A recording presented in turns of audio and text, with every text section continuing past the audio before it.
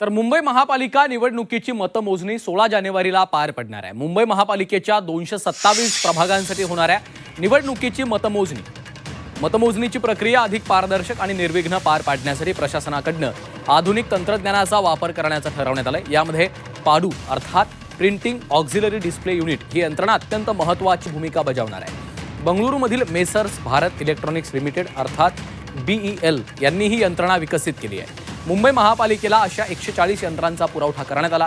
हे पाडू मशीन नेमकं काय आहे ते देखील समजून घेऊया। ईव्हीएमला जोडलं जाणारं पाडू अर्थात प्रिंटिंग ऑक्झिलरी डिस्प्ले युनिट हे मशीन आहे। हे एक अतिरिक्त छोटं यंत्र आहे जे ईव्हीएमच्या सोबत जोडलं जातं। मतदाराला मतदान करताना किंवा मतदान प्रक्रियेच्या दरम्यान अधिक स्पष्ट आणि मोठ्या डिस्प्लेवर माहिती दाखवण्यासाठी त्याचा वापर होणार आहे। हे मशीन व्हीव्हीपॅट सारखं पेपर पावती देणारं यंत्र नाही।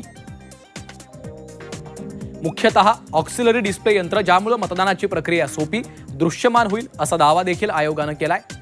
ईव्हीएम मधला डेटा वाचणारं तो कागदावर प्रिंट करणारं हे एक सहाय्यक साधन आहे।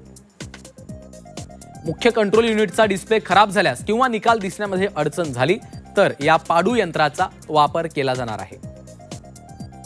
पाडू यंत्र कंट्रोल युनिटला जोडून त्यामधील रेकॉर्ड झालेली मतं थेट कागदावर प्रिंट स्वरूपात मिळवता येतात। या यंत्रामुळे तांत्रिक बिघाड होऊन देखील मतमोजणीची प्रक्रिया थांबत नाही